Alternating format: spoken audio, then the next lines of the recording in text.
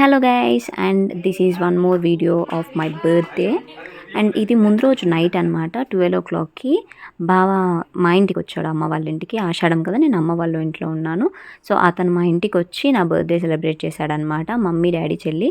And ఇక్కడ మీకు word వినిపించిందో లేదో, అఫ్ కోర్స్ ఫీల్ అవుతారేమో, ఫస్ట్ వాళ్ళకి పెట్టాలి అన్న ఇంటెన్షన్తోనే కొత్తగా వచ్చిన హస్బెండ్కే పెడతారు కదా. నేను అలా పెట్టబోతే నోనో అట్లా కాదు, జన్మనిచ్చింది వాళ్ళు కాబట్టి ఫస్ట్ వాళ్ళతో సెలబ్రేట్ చేసుకోవాలి ఈ మూమెంట్ అని చెప్పేసి వాళ్ళ బ్లెస్సింగ్స్ తీసుకోమని చెప్పాడు. వాళ్ళకే కేక్ ఫస్ట్ పెట్టించాడు. ఐఎమ్ వెరీ హ్యాపీ అంత అండర్స్టాండింగ్ హస్బెండ్ రావడానికి. అండ్ మా ఇంట్లో అబ్బాయిలు లేరు అని మా mummy daddy and of course మేము కూడా, మాకు ఎవరు తమ్ముళ్ళు లేరు అన్నలు లేరు, ఏ పనికైనా వెళ్ళనీకి అని చెప్పేసి మేము ఫీల్ అయ్యేవాళ్ళం. బట్ ఆఫ్టర్ హీస్ ఎంట్రీ అది మొత్తం బ్లాస్ట్ అయిపోయింది. మా డాడీకి అల్లుడైనా కొడుకైనా ప్రతి ఒక్కటి బాగానే చూసుకుంటున్నాడు. అండ్ ఎవ్రీ మూమెంట్ ఎవ్రీథింగ్ ఆయన చాలా బాగా చూసుకుంటున్నాడు. నేను కూడా ఈక్వల్గా పెడుతుంటే అండ్ దట్ వర్డ్ అక్కడ మాట్లాడుతున్నాడు అనమాట. And I'm happy. అట్లా అండర్స్టాండింగ్ చేసుకోవడం చాలా కష్టం, సెల్ఫిష్గా ఉంటారు, బట్ ఆయన అలా లేడు. అండ్ నాకు నైట్ మొత్తం పెద్ద సెలబ్రేషన్ లెక్క అనిపించింది అనమాట. అఫ్కోర్స్ ఎవ్రీ ఇయర్ మేము 4 మెంబర్సే ఉండేవాళ్ళం, ఇప్పుడు 1 more person పెరిగాడు కదా. I'm very happy with that.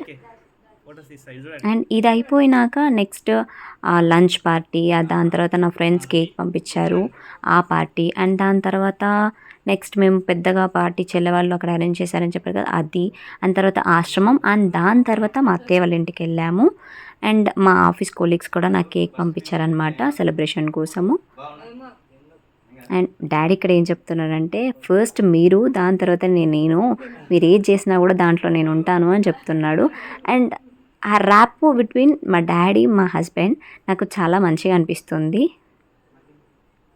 ఎప్పుడు వీళ్ళిద్దరు ఇలాగే ప్రేమగా ఇలాగే ఉండాలని నేను కోరుకుంటాను. బికాజ్ నాకన్నా ముందు నా చెల్లెళ్ళకి, అంటే నాకన్నా చిన్న వాళ్ళకి పెళ్ళిళ్ళు అవుతుంటే నువ్వు చేసుకోవా అంటే, నాకు అండర్స్టాండింగ్ హస్బెండ్ అండ్ మా మమ్మీని మా డాడీని వాళ్ళ పేరెంట్స్ లాగా చూసుకునే హస్బెండ్ కావాలి, అప్పుడే నేను పెళ్ళి చేసుకుంటాను అన్న మెంటాలిటీతో ఉండేదాన్ని అనమాట నేను చిన్నప్పటి నుండే. ఇది నా కొలీగ్స్ పంపించిన కేక్ అనమాట. అండ్ అలాంటి హస్బెండే నాకు దొరికాడు. అఫ్కోర్స్ ఫ్యామిలీ కూడా మేము 5 మెంబర్స్ అనమాట, మా ఆయన 4వ అతను.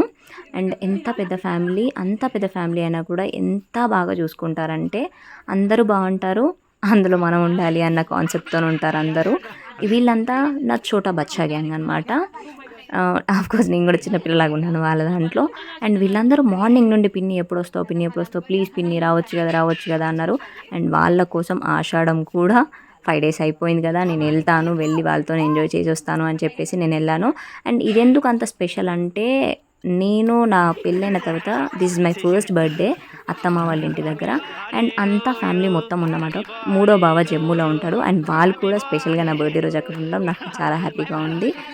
అండ్ చాలా ఎంజాయ్ చేశాను నేను నా బర్త్డే మొత్తము, చెల్లె వాళ్ళతో కానీ బావ వాళ్ళతో కానీ పిల్లలతో కానీ. వాళ్ళ కోసం స్పెషల్గా నేను అక్కడికి వెళ్ళాను అనమాట. And this is my 3rd outfit of my birthday. And thank you so much బావా, నువ్వు నా లైఫ్లోకి వచ్చినాక చిన్న లైఫే చాలా పెద్దగా అనిపిస్తుంది నాకు. And thank you so much for being in my life బావా. And guys don't forget to like, share and subscribe to my channel.